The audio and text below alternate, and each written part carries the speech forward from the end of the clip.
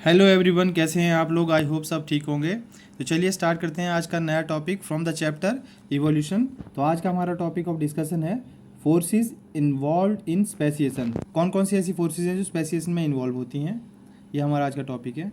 तो जैसे कि आपको पता ही है कि इवोल्यूशन एक प्रोसेस होता है जिसमें जेनेटिक लेवल पे किसी पॉपुलेशन में जनरेशन टू जनरेशन चेंजेस आता है टाइम के साथ में, तो उसको हम इवोल्यूशन बोलते हैं। तो evolution is a process that result in changes in the genetic material of a population over time. Correct. अब क्या होता है कि the formation of new species involve the action of some evolutionary forces. तो कोई भी स्पीसीज जब form होती है तो नई स्पीसीएशन के थ्रू जो फॉर्म हो रही है, तो उनको फॉर्म करने के लिए कुछ इवोल्यूशनरी फोर्सेस होती हैं जिसकी वजह से वो स्पीसीज जो है फॉर्म होती हैं। और वो इवोल्यूशनरी फोर्सेस क्या करती हैं, जेनेटिक चेंजेस करती हैं पॉपुलेशन के अंदर, जिसकी वजह से एक नई स्पीसीज जो है बनती है। और जो इवोल्यूशनरी फोर्सेस हैं मोस्ट कॉमनली जो है इन्वॉल्व होती हैं स्पीसीज के डाइवर्जेंस में। ठीक है, तो इनमें से जो मोस्ट कॉमनली इन्वॉल्व होती हैं वो हम पढ़ जान लेते हैं। एक है नेचुरल सिलेक्शन, जो कि हमने प्रीवियसली वीडियोस में डिस्कस किया था थॉरली। एंड दूसरा है जेनेटिक ड्रिफ्ट, ये हमारा नया टॉपिक है आज के लिए, इसको हम अच्छे से डिस्कस करेंगे। And then mutation. तो natural selection, genetic drift and mutation, ये फोर्सेस हैं इवोल्यूशनरी फोर्सेस जो स्पेसिएशन को रिजल्ट जिनका वजह से जो है स्पेसिएशन होता है। ठीक है, तो सबसे पहले नेचुरल सिलेक्शन जान लेते हैं। तो इसमें नेचुरल सिलेक्शन क्या है, एक प्रोसेस है to form organism in a population that are best adapted in the environment. The increase in frequency relative to less adaptive forms over a number of generation, and Darwin was the first to popularize the idea of speciation could readily occur through the prolonged action of natural selection। तो ये natural selection वाला जो idea था वो सबसे पहले Charles Darwin ने दिया था।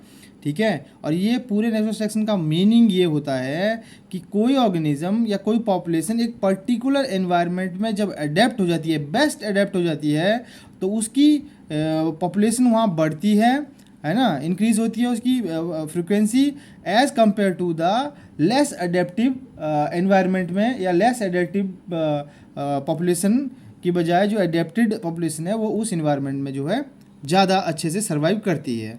ये तो नेचुरल सिलेक्शन होता है। दूसरा होता है जेनेटिक ड्रिफ्ट। तो जेनेटिक ड्रिफ्ट क्या होता है, एक random changes in the allele frequency caused by sampling error across generation in a finite population। इसका सिंपल मीनिंग ये हुआ कि जेनेटिक ड्रिफ्ट जो है एक रैंडम चेंज होगा एलील की फ्रीक्वेंसी में। एलील क्या होता है, जो हमने पहले डिस्कस किया था कि एलील जो होता है जीन का वेरिएंट्स होता है। बहुत सारे वेरिएंट्स जो जीन के डिफरेंट वेरिएंट्स होते हैं उनको एलील बोलते हैं। तो इसमें जेनेटिक ड्रिफ्ट में जानने के लिए दो चीज़ें हैं। पहला है एक रैंडम चेंज होगा एलील की फ्रीक्वेंसी में, ठीक है, उसको हम बोलेंगे genetic drift. Genetic drift is a random change in the allele frequency of a population, इतना आप जान लो। ठीक है, अब ये होता कैसे है, जैसे कि हमने हार्डे वेनबर्ग लॉ आप लोगों ने पढ़ा होगा, और हम इसके ऊपर कभी टॉपिक हार्डे वेनबर्ग लॉ के ऊपर भी बनाएंगे। ये पॉपुलेशन जेनेटिक्स में एक लॉ है हार्डे वेनबर्ग लॉ, और वो लॉ कहता है कि allele and genotype frequency in a population remain constant generation to generation. कोई भी एलील का और उसके जीनोटाइपिक जो फ्रीक्वेंसी है वो किसी भी पॉपुलेशन में जनरेशन टू जनरेशन कांस्टेंट रहेंगी। मतलब P + Q = 1, ये बोलता है हार्डे वेनबर्ग, एक पॉपुलेशन जेनेटिक्स में लॉ है। तो ये बोलता है कि P + Q = 1 कांस्टेंट रहेगा ये। लेकिन अब ये तो कांस्टेंट बोल रहा है, किसी भी पॉपुलेशन में ये कांस्टेंट रहेगा, लेकिन जेनेटिक ड्रिफ्ट क्या करता है, इसी कांस्टेंट केसेस में अगर मान लो कोई अचानक से ऐसी चीज़ हो जाती है बाई चांस, मतलब जो प्री प्लान नहीं है, कोई फ्रीक्वेंसी उसकी सेट नहीं है, वो प्री प्लान नहीं है, नेचुरल कैलामिटी कुछ हो गया, कुछ ऐसी चीज़ हो गई जिसकी वजह से एक पर्टिकुलर जो पॉपुलेशन थी उसमें चेंजेस आ गए, उसके एलील की फ्रीक्वेंसी में चेंजेस आ गए, उसी चीज़ को हम जेनेटिक ड्रिफ्ट बोलते हैं। अब मैं इसका एक एग्जांपल देता हूँ आपको। आप एक मानो एक पॉपुलेशन है जिसमें 100, आप किसकी पॉपुलेशन, मान लो एक आप लेडी बग का पॉपुलेशन ले लो, लेडी बग का एक पॉपुलेशन है, 100 लेडी बग है एक पॉपुलेशन में, एक पर्टिकुलर एरिया में रहती हैं, 100 के आसपास लेडी बग हैं, ठीक है। अच्छा, उनमें से कुछ लेडी बग रेड कलर की हैं, कुछ ब्लैक कलर की हैं, कुछ वाइट कलर की हैं, कुछ ग्रीन कलर की हैं। एक पर्टिकुलर पॉपुलेशन में डिफरेंट डिफरेंट टाइप के लेडी बग्स हैं। मैं एक एग्जांपल दे रहा हूँ, आप इसको एग्जांपल की तरह समझें, ठीक है।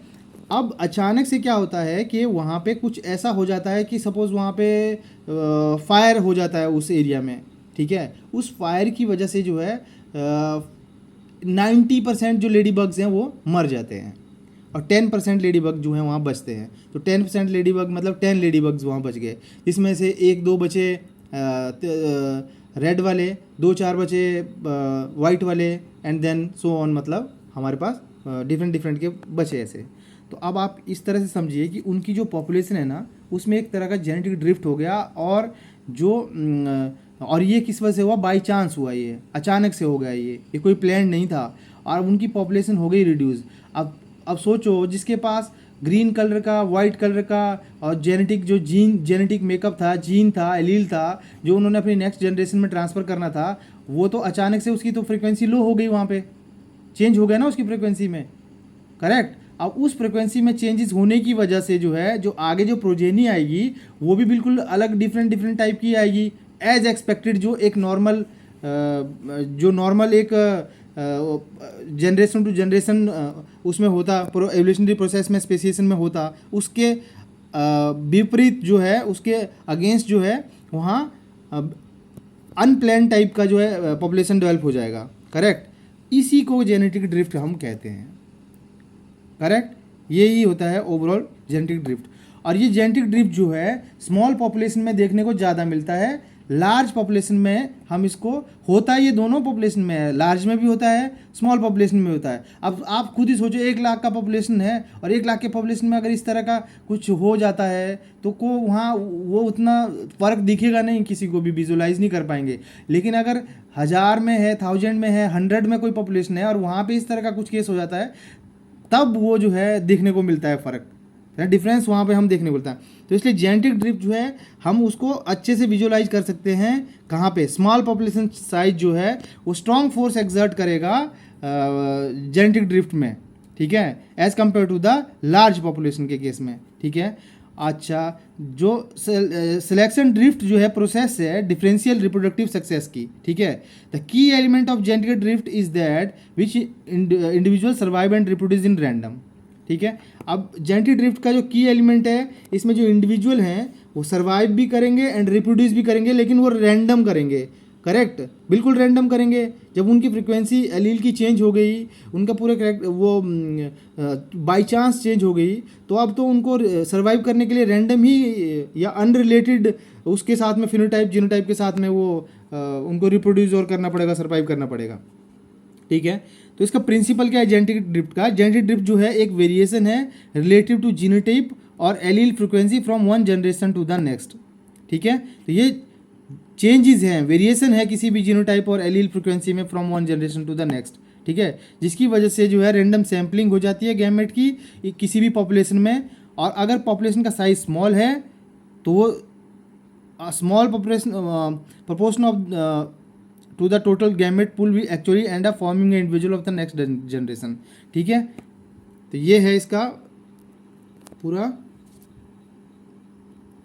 Next is genetic drift has several important factor effect on evolution. अब जेनेटिक ड्रिफ्ट जो है ना, उसके बहुत सारे इफेक्ट होते हैं एवोल्यूशन के ऊपर। सबसे पहला है कि जेनेटिक ड्रिफ्ट जो है रिड्यूस कर देता है जेनेटिक वेरिएशन को किसी भी पॉपुलेशन में, और जिसकी वजह से क्या होता है, reducing the population ability to evolve in response to new selective pressure. तो कहीं भी कुछ चीज़ की, मान लो कोई पर्टिकुलर एरिया में कोई ऑर्गेनिज्म सर्वाइव कर रहा है, वहाँ किसी भी सेलेक्टिव प्रेशर है कि पर्टिकुलर एरिया में कोई एक सेलेक्टिव प्रेशर मतलब किसी एक चीज़ की बहुत ज़रूरत है और हमें अपनी बॉडी में वो चेंजेस लाने हैं, उस ऑर्गेनिज्म को अपनी बॉडी में वो चेंजेस लाने हैं, जिसकी वजह से वो वहाँ सर्वाइव कर पाता है। तो इसकी वजह से क्या होता है, जेनेटिक ड्रिफ्ट की वजह से वो ऐसा नहीं कर पाता है और एक इवोल्यूशन जो है वहाँ पे नहीं हो पाता है, इवॉल्व नहीं हो पाती है वहाँ नई स्पीसीज। तो ये एक जेनेटिक ड्रिफ्ट जो है पॉपुलेशन में वेरिएशन के लिए रिड्यूस कर देता है जेनेटिक वेरिएशन। दूसरा it act faster has more drastic result in the small, और स्मॉलर ये बहुत फास्ट काम करता है जेनेटिक ड्रिफ्ट। तो स्मॉल अगर पॉपुलेशन होगी तो ये बहुत ज़्यादा फास्ट काम करता है, तो वो उसके लिए खतरनाक साबित हो सकता है। स्मॉलर पॉपुलेशन होगी तो वो खत्म भी हो सकती है, अगर जेनेटिक ड्रिफ्ट होगा और पॉपुलेशन ऑलरेडी स्मॉल है, जेनेटिक ड्रिफ्ट हो गया तो पॉपुलेशन खत्म भी हो सकती है, एक्सटिंक्ट भी हो सकती है, ठीक है। It can contribute to the speciation, ये कर सकता है स्पेसिएशन के लिए contribute. For example a small isolated population may diverge from the larger population through genetic drift, ठीक है। एक स्मॉल पॉपुलेशन जो है डाइवर्ज होकर एक बड़ी पॉपुलेशन क्रिएट कर सकती है, इसके चांसेस कम होते हैं, लेकिन ये कर सकता है, मतलब जेनेटिक ड्रिफ्ट जो है स्पेसिएशन के लिए कंट्रीब्यूट कर सकता है।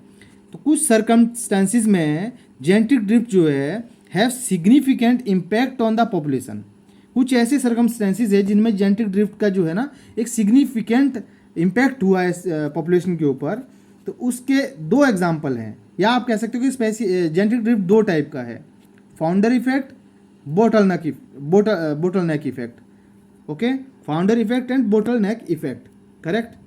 अब इसको देखते हैं नेक्स्ट पेज में। फाउंडर इफेक्ट क्या होता है? फाउंडर इफेक्ट जैसे नाम से ही पता चल रहा है, किसी चीज़ को फाइंड करना, फाउंडर इफेक्ट। तो इसमें क्या होता है कि small number of individual as founder population become isolated from larger population, this smaller group में establish a new population whose gene pool differ from the source population, this is called the founder effect. समझ गए? इसका मतलब हुआ कि smaller number of जो individual है वो एक लार्ज पॉपुलेशन से निकल जाते हैं किसी दूसरी जगह रहने के लिए, और वही स्मॉलर ग्रुप जो है एक नई पॉपुलेशन को वहाँ पे क्रिएट कर देता है with whose gene pool differ from the source population gene pool, ठीक है, जिसका कि जीन पुल डिफरेंट होगा सोर्स पॉपुलेशन के जीन पुल से, और इसको बोलेंगे फाउंडर इफेक्ट।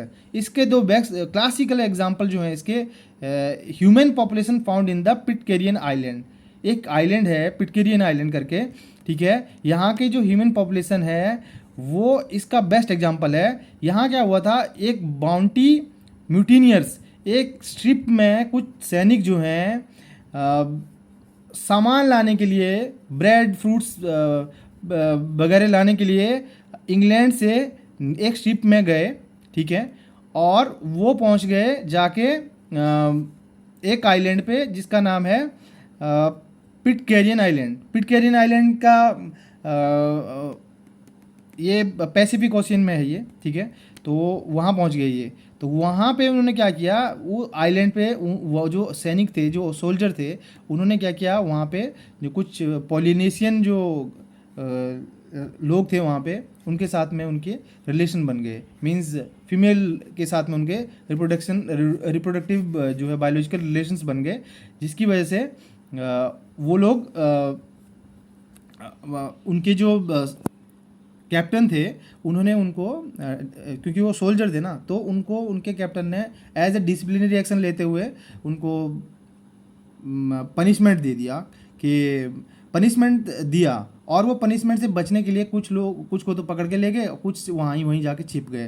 तो जो छिप गए ना, उन्होंने अपनी एक नई पॉपुलेशन क्रिएट कर दी, और उस पॉपुलेशन को जो ब्रीड निकले वो मिक्स ब्रीड निकले, और ये था कॉकेशियन एंड पॉलिनेशियन ट्रेड जो है मिक्स हो गया, कैरेक्टराइज टुडे पिटकेरियन आइलैंड। तो आज भी पिटकेरियन आइलैंड में जो है करीब 1000 पीपल का पॉपुलेशन रहता है, जो कि मिक्स ब्रीड है किसका, कॉकेशियन होते हैं वो, हम अपनी इंडियन लैंग्वेज बोलते हैं ना गोरे लोग, तो गोरे लोग होते हैं, और पॉलिनेशियन ट्रेड का मिक्स ब्रीड वहाँ पे रहते हैं, ठीक है। ये बेस्ट एग्जांपल है इसका।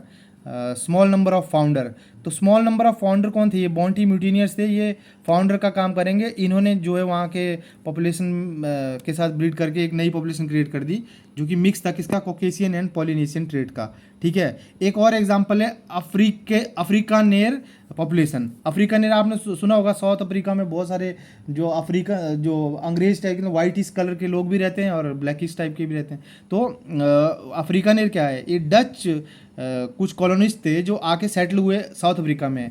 इनिशियली वो 20 के आसपास थे, वो अफ्रीका में सेटल हुए, और वो descended mainly from the few colonist थे। वो टुडे जो आज का पॉपुलेशन है वो अनयूजुअली हाई फ्रिक्वेंसी का जीन है उनके पास, और बहुत नंबर में वहाँ पे जो है ये इनका पॉपुलेशन हो गया है अभी, ठीक है। तो लेकिन इनमें कॉमन चीज़ है, इनमें एक जो 20 लोग थे स्टार्टिंग में, जिनकी कॉलोनिस्ट जो थे डच कॉलोनिस्ट, इनमें किसी में रही होगी एक जीन रहा होगा, हंटिंगटन डिजीज़ का एक जीन उसमें रहा होगा, तो वो उनकी पॉपुलेशन में आगे ट्रांसफ़र हो गया। तो आज वहाँ ज़्यादातर लोगों में जो है ये बीमारी पाई जाती है, हंटिंगटन डिजीज़ जो है। और ये डिजीज़ में क्या होता है, जो ब्रेन के नर्व सेल होते हैं ना, वो 30 या 40 ईयर की एज के बाद जो है अपने आप ही डेड होना चालू हो जाते हैं। ठीक है, तो ये है एक इसका बेस्ट एग्जांपल। ठीक है, देन आ गया जेनेटिक बोटलनेक। तो बोटलनेक तो सिंपल है, एक लार्ज नंबर का पॉपुलेशन होगा, कुछ भी नेचुरल कैलेमिटी मान लो वहाँ पे हुई, तो वो जो पॉपुलेशन है, जो भी करेक्टर या जो भी एलील या जो भी स्पीसीज़, जिस टाइप की भी स्पीसीज़ पॉपुलेशन के बोटलनेक में से निकल के आ जाएगी, तो वो फर्दर अपने आप को ग्रो करके एक नया पॉपुलेशन क्रिएट कर देगी। ठीक है, तो इसको हम जेनेटिक बोटलनेक बोलेंगे। Sometime population will reduce to a very small number. एक हाई पॉपुलेशन है बड़े, अब जैसे क्या कैसे बोल सकते हैं, ये हम बोलते हैं ना रॉयल बंगाल टाइगर कम हो गए, तो वो कहाँ मतलब इसी को हम कहते हैं कि ज़्यादा पॉपुलेशन जो है कम नंबर पे आ गई है, एक बॉटल नेक पे आ गई है। अब वो बॉटल नेक है, अब सरकार बोल रही है कि रॉयल बंगाल टाइगर को बचाना है, तो अब वो धीरे धीरे बॉटल नेक जो है पार करके फिर से वो हम उसको कोशिश कर रहे हैं कि उसको फिर से रिवाइव किया जा सके। ठीक है, the genetic diversity of the small population may be much less than the previous population. ठीक है, और leading to a great chance of, अब इसमें क्या होगा, बोटल नेक में जो जेनेटिक डाइवर्सिटी होगी वो भी कम होगी as compare to the previous population, क्योंकि बोटल नेक में जो भी जिस तरह का भी एलील या जेनेटिक करेक्टर वाला ऑर्गेनिज्म आके पास होके बच के आ गया बड़ी मुश्किल से, वो ही आगे सर्वाइव कर पाएगा ना। तो जेनेटिक डाइवर्सिटी कहाँ हुई, फिर बहुत कम हो जाएगी, leading to a great change in the allele frequency. तो इसकी वजह से क्या, जो एलील की फ्रीक्वेंसी है वो बहुत ज़्यादा चेंज हो गई, ग्रेट चेंज आ गया एलील की फ्रीक्वेंसी में। तो an evolutionary event in which the population size is radically reduced known as genetical bottleneck. तो ये एक इवोल्यूशनरी इवेंट होता है जिसमें कि पॉपुलेशन का साइज जो है ना रेडिकली रिड्यूस हो जाता है, बहुत एकदम से, तो जेनेटिकल बोटलनेक उसको हम बोलते हैं। और ये होता है बाई चांस एलोन, अपने आप से हो जाएगा। अपने आप से तो क्या होगा, नेचुरल कैलेमिटी होगी, अर्थक्वेक आ गया, जंगल में आग लग गई, या बाढ़ आ गई, बहुत कुछ, मतलब इस तरह के कई कुछ भी केसेस हो सकते हैं, या बहुत सारे ऐसे केसेस होते हैं। तो सर्टेन एलील में be over presented over the survivor, other में be under presented and some में बी एबसेंट ऑल टुगेदर। तो जो बच जाएंगे ना ऑर्गेनिज्म, उनमें या तो कुछ एलील होंगे वो ज़्यादा ही मतलब ओवर प्रेजेंटेड होंगे जो सर्वाइवर होंगे, या कुछ ऐसे होंगे जो अंडर प्रेजेंटेड होंगे, और कुछ ऐसे होंगे जो एबसेंट होंगे, जो खत्म हो गई पॉपुलेशन उसमें थे वो बिल्कुल खत्म हो गए। तो एलील की फ्रिक्वेंसी में बहुत ज़्यादा चेंज आ गया। तो जेनेटिक बोटलनेक जो है इंक्रीज करती है genetic drift, as the rate of drift is inversely proportional to the population size. ठीक है, तो जेनेटिक ड्रिफ्ट जो है क्या करती है, बोटलनेक जो है, जेनेटिक बोटलनेक जो है जेनेटिक ड्रिफ्ट को इंक्रीज करती है, और जिसकी वजह से जो रेट ऑफ ड्रिफ्ट जो है इन्वर्सली प्रोपोर्शनल होता है पॉपुलेशन साइज के साथ। ठीक है, देन आ गया हमारा म्यूटेशन। तो म्यूटेशन तो आपको पता है कि neither selection nor drift can operate in the absence of genetic variability. ना तो जेनेटिक वेरिएबिलिटी में ड्रिफ्ट काम करता है, और ना ही जो है नीदर सिलेक्शन काम करती है। ठीक है, although quite a bit variability can generated just through genetic recombination and random assortment of the chromosome during the reproduction. तो वेरिएबिलिटी जो है आती कहाँ से है, वो जेनेटिक रिकॉम्बिनेशन या जेनेटिक रैंडम असॉर्टमेंट जो क्रोमोसोम का है ड्यूरिंग रिप्रोडक्शन होता है उससे आती है। तो अल्टीमेटली एक spontaneous mutation is the primary source of genetic variation. तो जेनेटिक वेरिएशन का एक प्राइमरी सोर्स जो है वो स्पॉन्टेनियस म्यूटेशन है। अब आपको एक क्वेश्चन आता है, एक प्रॉब्लम है, ये आ सकता है एग्जाम में, आ भी जाते हैं कई बार इस तरह से। तो आपको why is genetic drift more significant in small population, why does it take longer for the genetic drift to cause allele fixation in a large population than in small one. तो मैंने आपको जैसे बताया इसका क्या आंसर रहेगा कि जो जेनेटिक ड्रिफ्ट है वो due to sampling error and degree of sampling error depend on the population size. वो पॉपुलेशन साइज पे डिपेंड करता है। स्मॉल पॉपुलेशन में क्या है, रिलेटिव प्रोपोर्शन जो सैम्पलिंग एरर का है वो ज़्यादा होता है, और जिसकी वजह से if genetic drift is moving on allele toward fixation it will take longer in a large population because the degree of sampling error is much smaller. ठीक है, that's all from the today's topic. ये topic थोड़ा बड़ा हो गया लेकिन topic काफ़ी interesting है। तो इस वीडियो को आप पूरा देखें एंड हमारे चैनल को लाइक करें, सब्सक्राइब करें और इस तरह की वीडियो बनाने के लिए, हमारा मोटिवेशन बढ़ाने के लिए हमारे चैनल को लाइक करें, सब्सक्राइब करें, शेयर करें। Thank you very much, have a nice day.